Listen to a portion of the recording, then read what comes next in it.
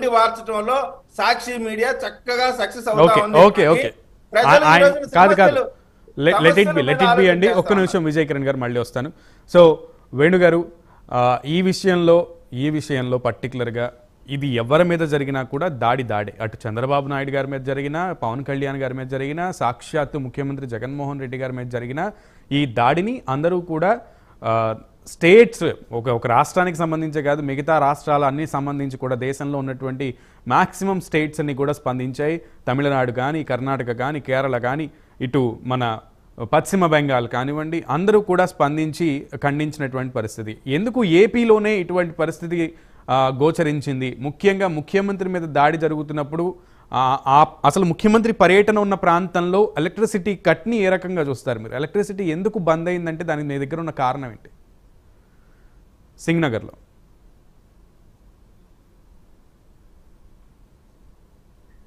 వేణుగారు,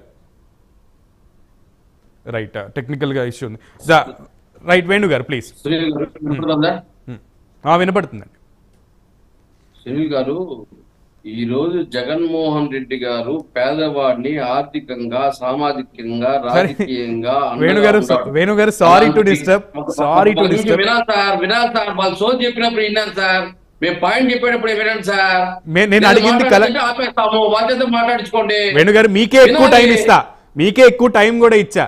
వాస్తవానికి ఒక్క విషయమే జగన్మోహన్ రెడ్డికి టార్గెట్ చేశారు, చెప్తాం వినాలి. కరెంట్ కట్ అవడానికి కారణం ఏంటని అడిగితే మీరు జగన్మోహన్ రెడ్డి గారిని ఇందాక చెప్పింది మళ్ళీ అదే చెప్తున్నారు. పవన్ కళ్యాణ్ జగన్మోహన్ రెడ్డి గారు యాక్షన్ చేశారని చెప్తూ అంటున్నారు కదా. దానికి కామెంట్ చేయండి, నేను కాదనట్లా. క్వశ్చన్ చేశారు, మా ఒపీనియన్ మమ్మల్ని చెప్పనియండి, లేదా మీరు రాయిస్తే మీ ఒపీనియన్ మేము చెప్తాం. నా ఒపీనియన్ మీరు చెప్పాల్సిన అవసరం లేదండి, మీ ఒపీనియన్ మీరు చెప్పండి.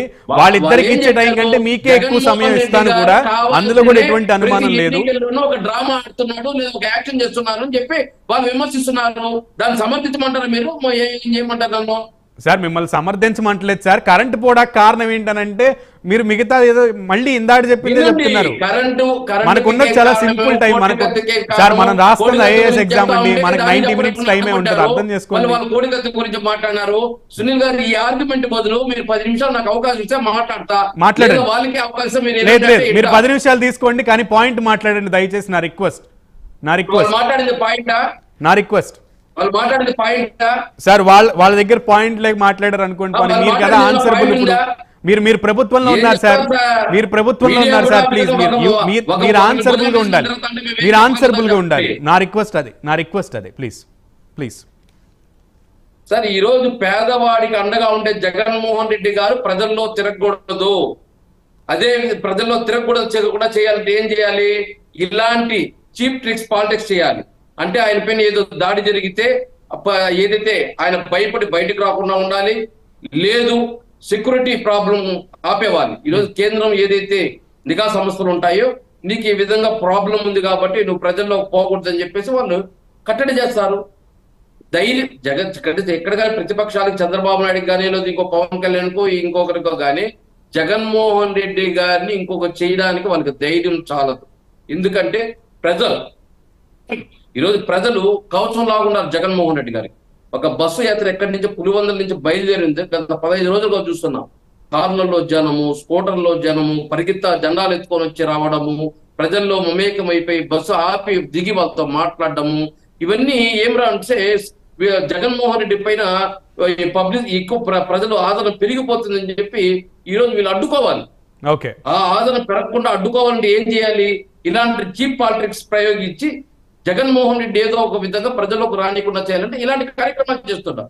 యాక్షన్ చేసే అవసరం లేదు మాకు. యాక్షన్ చేసేది పవన్ కళ్యాణ్ కాబట్టి రాష్ట్ర ప్రజలకు తెలుసు ఎవరు యాక్షన్ చేస్తున్నారో, ఎవరు యాక్షన్ చేయలేదు, ఎవరు రియల్ పాలిటిక్స్ చేస్తున్నారు, ఎవరు పాలిటిక్స్ లో యాక్షన్ చేస్తున్నారు. ఒకరోజు ఎగతాడు, ఒకరోజు సానుభూతిగా చెప్తాడు, నాకు మీరేం ఓటు వేయాల్సి పని లేదంటాడు. ఒకసారి మిమ్మల్ని అడుక్కుంటాను, నాకు ఈసారి ఓట్లేసి కనీసం అసెంబ్లీ పంపించండి, మీ కాళ్ళు పట్టుకుంటాను, మీ గడ్డం పట్టుకుంటాను అనుకుంటున్నాడు. యాక్షన్ చేసేది ఎవరండి? రైట్. ఒరిజినల్ పాలిటిక్స్ చేసే వాళ్ళని ఎక్కడ పెట్టాలో తెలుసు కాబట్టి ఈ రోజు మీకు కనీసం డిపాజిట్ కూడా లేక చంద్రబాబు నాయుడు కాల్లో గడ్డము, మోడీ కాల్లో గడ్డం పెట్టుకుని కనీసం ఏదైతే ఈ నిలబడుతున్న పిఠాపురంలో గెలిచే అని అడుగుతున్నాడు.